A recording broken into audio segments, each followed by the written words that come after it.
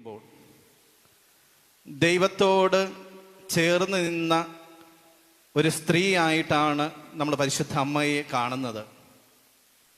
പരിശുദ്ധ അമ്മയുടെ ജീവിതത്തെ ഞാൻ വ്യാഖ്യാനിക്കുവാൻ ആഗ്രഹിക്കുന്നത് യാക്കോബ് ശ്ലീഹായുടെ ലേഖനം 4-ാം അധ്യായം 8-ാം തിരുവചനമാണ്.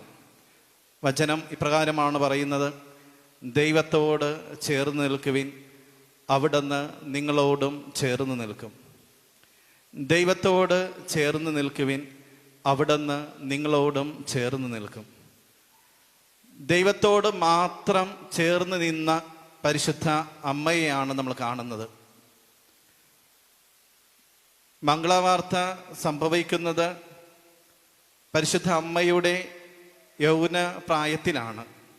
എന്നാൽ ബാല്യം മുതലേ കർത്താവിൻ്റെ മകളായിട്ട് ജീവിക്കുന്നതായിട്ടാണ് പരിശുദ്ധ അമ്മയുടെ ജീവചരിത്രങ്ങളിൽ നമ്മൾ വായിച്ച് കേൾക്കുന്നത്. ബാല്യം മുതലേ ദേവാലയത്തോട് ചേർന്ന്, ദൈവത്തോട് ചേർന്ന്, ദൈവവചനങ്ങളും കൽപ്പനകളും പാലിച്ച് ജീവിച്ച ഒരു സ്ത്രീയായിട്ടാണ് പരിശുദ്ധ അമ്മയെ നമ്മൾ കാണുന്നത്. അതിനുശേഷമാണ് മംഗളവാർത്ത ലഭിക്കുന്നതും ദൈവത്തിൻ്റെ ഏകജാതന് ജന്മം കൊടുക്കുവാൻ പരിശുദ്ധ അമ്മ തിരഞ്ഞെടുക്കുന്നതും. ഇപ്പോൾ ജീവിതത്തിൻ്റെ എല്ലാ സാഹചര്യങ്ങളിലും ദൈവത്തിൻ്റെ ഹിതം എന്താണോ അത് മാത്രം ജീവിതത്തിൽ പകർത്തിയ ഒരമ്മയായിട്ട് നമ്മൾ പരിശുദ്ധ അമ്മയെ കാണുന്നുണ്ട്. ദൈവത്തിൻ്റെ ഹിതം എന്താണോ അത് മാത്രം എന്നിൽ നിറവേറട്ടെ. അതിൻ്റെ ഉത്തരമാണ് നമ്മൾ ലൂക്കാസ് സുവിശേഷത്തിൽ മംഗളവാർത്ത ഗബ്രിയേൽ മാലാഖ അറിയിക്കുമ്പോൾ പരിശുദ്ധ അമ്മ പറയുന്നത്: ഇതാ കർത്താവിൻ്റെ ദാസി, നിന്റെ വചനം എന്നിൽ നിറവേറട്ടെ. കർത്താവിൻ്റെ വചനം മാത്രം ജീവിതത്തിൽ സ്വീകരിച്ച് ദൈവത്തിൻ്റെ എല്ലാ വചനങ്ങളോടും ഇതാ കർത്താവിൻ്റെ ദാസി എന്ന് പറയുവാൻ പരിശുദ്ധ അമ്മയ്ക്ക് സാധിച്ചു. അമ്മയുടെ ജീവിതം നമ്മൾ നോക്കിയാൽ ഒരു മനുഷ്യന് സങ്കല്പിക്കാൻ കഴിയുന്നതിനും അപ്പുറം ഒത്തിരി വേദനയിലൂടെ കടന്നുപോയതായിട്ടാണ് നമ്മൾ അമ്മയെ കാണുന്നത്. ഒരു സാധാരണ സ്ത്രീക്കോ ഒരു സാധാരണ പുരുഷനോ സ്വീകരിക്കുവാനോ സഹിക്കുവാനോ കഴിയുന്നതിനും അപ്പുറം ഒത്തിരി വേദനകളിലൂടെ പരിശുദ്ധ അമ്മ കടന്നുപോയി. എന്നാൽ ഈ വേദനകളിൽ ഒരിക്കലും ദൈവത്തെ പഴിചാരുകയോ ദൈവത്തെ കുറ്റപ്പെടുത്തുകയോ ചെയ്യാതെ തൻ്റെ ജീവിതത്തിൽ സംഭവിക്കുന്നതെല്ലാം ദൈവത്തിൻ്റെ പദ്ധതിയുടെ ഭാഗമാണെന്ന് പരിശുദ്ധ അമ്മ തിരിച്ചറിഞ്ഞു. ജെറമ്യാ പ്രവാചകന്റെ പുസ്തകത്തിൽ നമ്മൾ വായിക്കുന്നതും അതുതന്നെയാണ്. കർത്താവിന് നിന്നെക്കുറിച്ചൊരു പദ്ധതിയുണ്ട്, അത് നിന്റെ നാശത്തിനല്ല, ക്ഷേമത്തിന് വേണ്ടിയുള്ളതാണ്.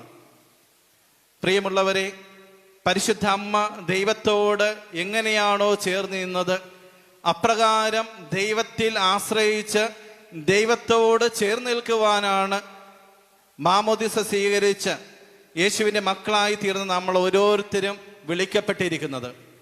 കർത്താവ് പ്രത്യേകം നമ്മളെ തിരഞ്ഞെടുത്ത് അവിടുത്തെ മക്കളാക്കിയവരാണ്. അതാണ് 1 കൊരിന്ത്യർ 6-ാം അധ്യായത്തിൽ നമ്മൾ വായിക്കുന്നത്: കർത്താവ് വിലക്ക് വാങ്ങിയവരാണ് നമ്മൾ ഓരോരുത്തരും.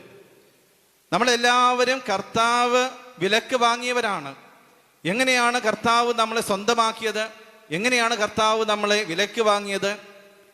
തൻ്റെ പുത്രൻ്റെ രക്തം നൽകിക്കൊണ്ട്, തൻ്റെ പുത്രൻ്റെ ജീവനും ജീവിതവും നൽകിക്കൊണ്ടാണ് ദൈവം നമ്മളെ ഓരോരുത്തരെയും സ്വന്തമാക്കിയിരിക്കുന്നത്. അപ്പോൾ ദൈവം നമ്മളെ സ്വന്തമാക്കിയിട്ടുണ്ടെങ്കിൽ ദൈവത്തിൻ്റെ പദ്ധതിയുടെ ഭാഗമായിട്ട് നമ്മൾ ജീവിക്കുവാൻ കടപ്പെട്ടവർ കൂടിയാണ്. നമ്മുടെ ജീവിതത്തിൻ്റെ ഏതേത് അവസരങ്ങളിലൂടെ നമ്മൾ കടന്നുപോയാലും, ജീവിതത്തിലെ ഏത് പ്രതിസന്ധിയിൽ നമ്മൾ അകപ്പെട്ടാലും ഒരിക്കലും ദൈവത്തിൽ നിന്നും അകന്നു പോകാതെ ഇതാ കർത്താവിൻ്റെ ദാസി, ഇതാ കർത്താവിൻ്റെ ദാസൻ എന്ന് പറഞ്ഞുകൊണ്ട് ദൈവഹിതത്തിന് കീഴ്പ്പെടുവാൻ നമുക്ക് സാധിക്കണം. അങ്ങനെ കീഴ്പ്പെടുവാൻ നമുക്ക് സാധിക്കുന്നതിന് വേണ്ടി ദൈവം നമ്മുടെ ഇടയിൽ നിന്നും തിരഞ്ഞെടുത്ത സ്ത്രീയാണ് പരിശുദ്ധ അമ്മ. ആ അമ്മ എങ്ങനെയാണോ ഈ ഭൂമിയിൽ നമ്മളിൽ ഒരാളായിട്ട് ജീവിച്ച് ദൈവത്തിൻ്റെ ഹിതം നിറവേറ്റിയത്, അപ്രകാരം നമ്മുടെ ജീവിതത്തിൽ നമ്മൾ നേരിടുന്ന എല്ലാ പ്രതിസന്ധികളെയും വെല്ലുവിളികളെയും തരണം ചെയ്തുകൊണ്ട് ദൈവത്തിൻ്റെ ഹിതം നിറവേറ്റുവാൻ നമുക്കും സാധിക്കണം. വിശുദ്ധ ഗ്രന്ഥത്തിൽ പരിശുദ്ധ അമ്മയെ പോലെ ഒരമ്മയെ നമ്മൾ കാണുന്നുണ്ട്. 2 മക്കബായരുടെ പുസ്തകം 7-ാം അധ്യായത്തിലാണ് ആ അമ്മയെ കാണുന്നത്. ആ അമ്മയ്ക്ക് 7 മക്കളാണ് ഉണ്ടായിരുന്നത്. അന്ന് യഹൂദർക്ക് പന്നിമാംസം എന്ന് പറയുന്നത് കഴിക്കാൻ പാടില്ലാത്ത നിയമവിരുദ്ധമാണ്. ദൈവം തിരഞ്ഞെടുത്ത ജനത ഒരിക്കലും പന്നിമാംസം കഴിക്കരുത് എന്ന് ആ കാലഘട്ടത്തിൽ പഠിപ്പിച്ചിരുന്നു. അത് അവരുടെ ജീവിതത്തിൻ്റെ ഭാഗം തന്നെയാണ്. എന്നാൽ ഈ അമ്മയും 7 മക്കളെയും രാജാവ് പിടിച്ചു വെച്ച് ദൈവനിഷിദ്ധമായ ദൈവകൽപ്പനകൾക്ക് വിപരീതമായിട്ടുള്ള പന്നിമാംസം കഴിക്കാൻ അവരെ നിർബന്ധിച്ചു. എന്നാൽ ദൈവത്തിൽ മാത്രം ശരണപ്പെട്ടുകൊണ്ട് ദൈവത്തിൻ്റെ നിയമങ്ങൾ മാത്രം പാലിച്ച് ജീവിക്കുന്ന ഈ അമ്മയും 7 മക്കളും അതിന് തടസ്സം നിന്നു. എന്തൊക്കെ സംഭവിച്ചാലും ഒരിക്കലും ദൈവത്തിൻ്റെ കൽപ്പനയ്ക്കെതിരായിട്ട് ഞങ്ങൾ പ്രവർത്തിക്കില്ല എന്ന് ഈ 7 മക്കളും ശപഥം ചെയ്തിരുന്നു. ഇവരെ ഇതിൽ നിന്നും പിന്തിരിപ്പിക്കുവാൻ ഇതിലെ ഏറ്റവും മൂത്ത മകനെ തിരഞ്ഞെടുക്കുകയും അവനെ കൊണ്ട് മറ്റുള്ളവരെ ഇതിൽ നിന്ന് പിന്തിരിപ്പിക്കാൻ പരിശ്രമിക്കുകയും ചെയ്തു. എന്നാൽ ഇവനെ പിന്തിരിപ്പിക്കുവാനോ ഇവൻ്റെ ഈ തീരുമാനത്തിൽ നിന്ന് ഇവനെ മാറ്റുവാനോ ഇവർക്ക് സാധിച്ചില്ല.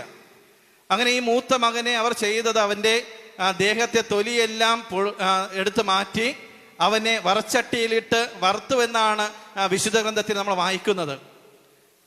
ഇത് കണ്ടിട്ടെങ്കിലും ബാക്കിയുള്ള 6 സഹോദരങ്ങൾ അല്ലെങ്കിൽ 6 പേര് അവരുടെ തീരുമാനം മാറ്റുമെന്ന് രാജാവ് ചിന്തിച്ചു. അങ്ങനെ ഈ ഒരു നിഷ്ഠൂരമായിട്ടുള്ള കാര്യം കണ്ട് ഇവർ മാറുമെന്ന് വിചാരിച്ച് രാജാവിന് തെറ്റി. ഇതെല്ലാം കാണുമ്പോൾ ഈ അമ്മ മക്കളോട് പറഞ്ഞു, എന്തൊക്കെ സംഭവിച്ചാലും കർത്താവിൻ്റെ നിയമത്തിനെതിരായിട്ട് നമ്മൾ പ്രവർത്തിക്കരുത്, കർത്താവിൻ്റെ ഹിതത്തിനെതിരായിട്ട് നമ്മൾ നിലകൊള്ളരുത്. ഈ അമ്മ ഈ മക്കളെ ശക്തിപ്പെടുത്തുകയായിരുന്നു. തൻ്റെ ഒരു മകൻ ഇതിനകം തന്നെ മരണപ്പെട്ടു കഴിഞ്ഞു. ഇനിയുള്ള 6 മക്കൾക്കും സംഭവിക്കാൻ പോകുന്നത് ഇത് തന്നെയായിരിക്കുമെന്ന് ഈ അമ്മയ്ക്കറിയാം. എങ്കിലും ദൈവത്തിൻ്റെ ഹിതത്തിനെതിരായിട്ട് പ്രവർത്തിക്കുവാൻ ഒരിക്കലും ഈ അമ്മയും മക്കളും തയ്യാറായില്ല. വിശുദ്ധ ഗ്രന്ഥത്തിൽ നമ്മൾ തുടർന്ന് വായിക്കുമ്പോൾ കാണുന്നത് ഈ 6 മക്കളെയും ഈ അമ്മയുടെ കൺമുൻപിൽ വെച്ച് ആ രാജാവ് കൊന്നുകളഞ്ഞു എന്നുള്ളതാണ്.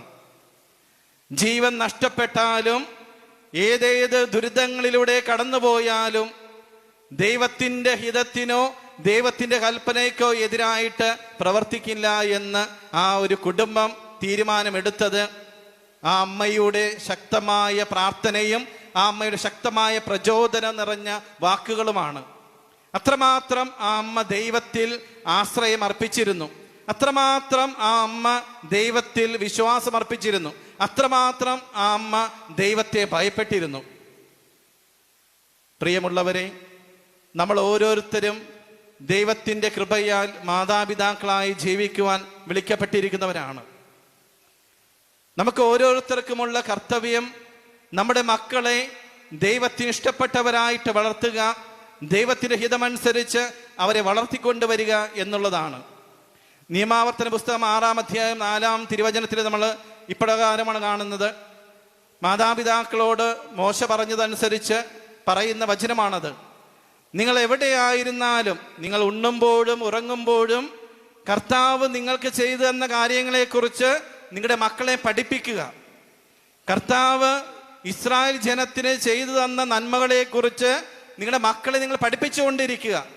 അവർ ഒരിക്കലും കർത്താവിൽ നിന്ന് അകന്നു പോകുന്ന ഒരു ജീവിതം ഉണ്ടാകരുത്. കർത്താവിനോട് ചേർന്ന് നിൽക്കേണ്ട ജീവിതമാണ് എന്ന് മക്കളെ പഠിപ്പിക്കണമെന്ന് നിയമാവർത്തന പുസ്തകം 6-ാം അധ്യായത്തിൽ നമ്മൾ വായിക്കുന്നുണ്ട്.